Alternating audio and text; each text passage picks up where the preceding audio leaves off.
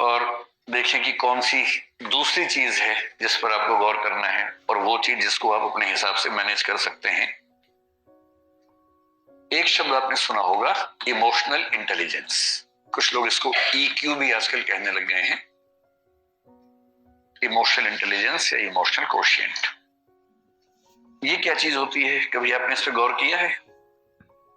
और ये चीज आपके पाठ्यक्रम में भी यूपीएससी में मुझे ही पढ़ाना होता है, वो वाला टॉपिक एथिक्स में आता है। और जो दूसरी चीज है उसको बोलते हैं इमोशनल इंटेलिजेंस, और कुछ लोग इसके लिए एक शब्द करते हैं इमोशनल कोशिएंट।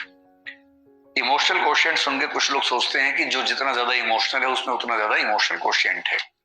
ऐसा बिल्कुल नहीं है, हरगिज नहीं है। इसलिए अगर आप बहुत इमोशनल हैं और आपकी पलकों पर हमेशा आंसू तैयार रहते हैं तो इसका मतलब है कि आपका इमोशनल इंटेलिजेंस का लेवल कम है, न कि ज्यादा है।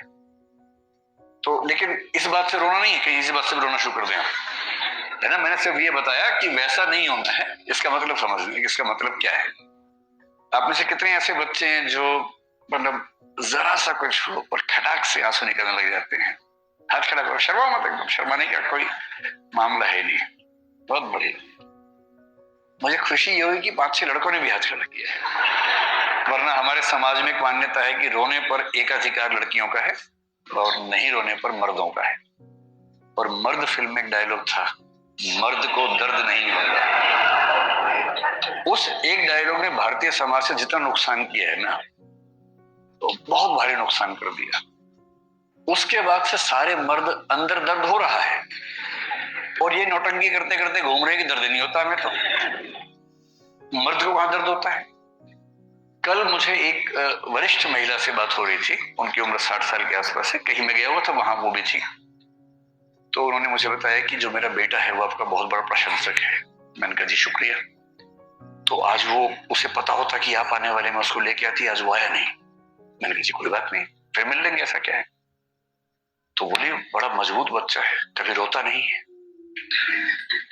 अब मुझे लगा मैं ज्ञान दूं या ना दूं इस समय, क्योंकि अब आप शादी ब्याह में जाके ज्ञान देने लगे, लोग फिर ना भगा देते हैं वहां से।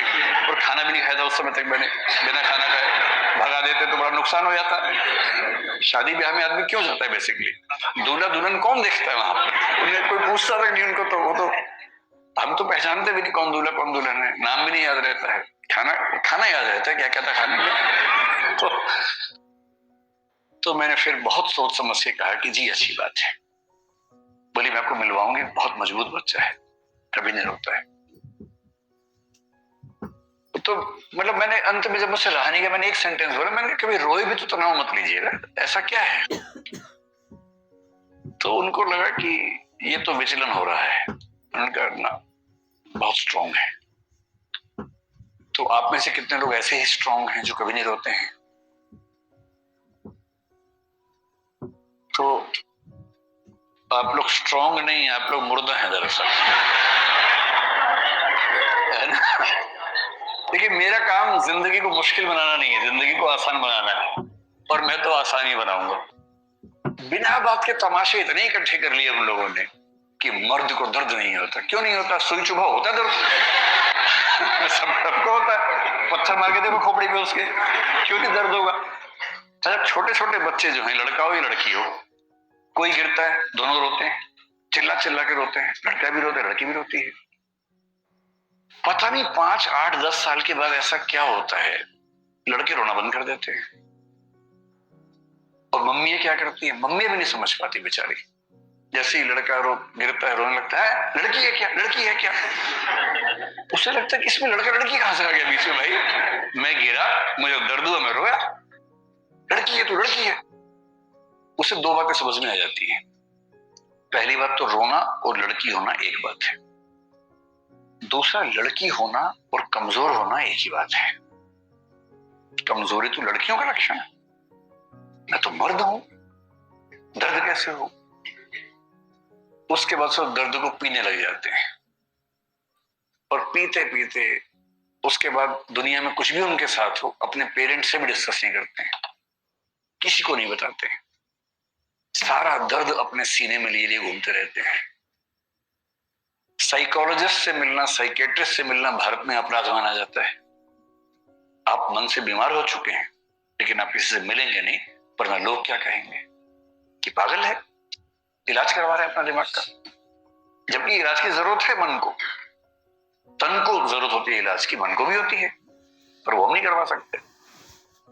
और इस चक्कर में लगभग हर पुरुष अंदर से लहूलुहान है, ऊपर से मुस्कुराना भी है, क्योंकि लोग क्या कहेंगे, हंसते नहीं है तो, मुस्कुराते ही नहीं भाई साहब, तो भाई साहब क्या करें, धीरे धीरे एक नकली मुस्कुराहट उड़ देते हैं और जिंदगी भर उसको ढोते रहते हैं।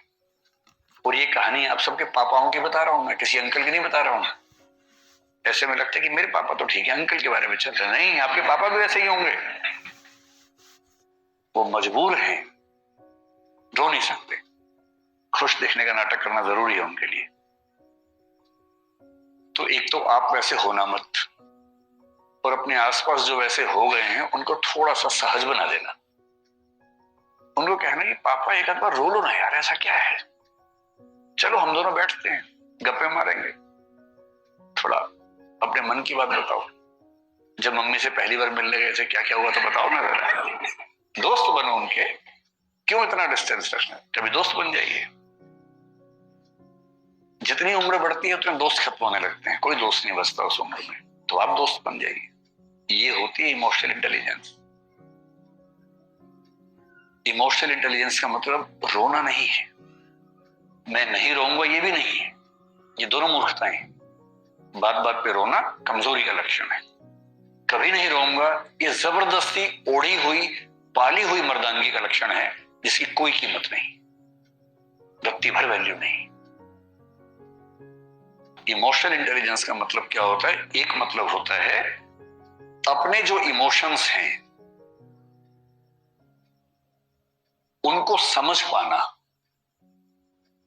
बारीकी से समझना, और दूसरा उनको जितना कंट्रोल करने की जरूरत है उतना कंट्रोल कर पाना, इसकी क्षमता, जितना करने की जरूरत है, जबरदस्ती नहीं। कभी कभी खुद को ढीला छोड़ देना कि रोने का मन कर रो लो यार, ऐसा क्या है। लाइफ इन ए मेट्रो एक फिल्म आई थी बहुत पहले, उसमें एक लड़की ऐसी ही स्थिति में थी, ना कह सकती है किसी से, ना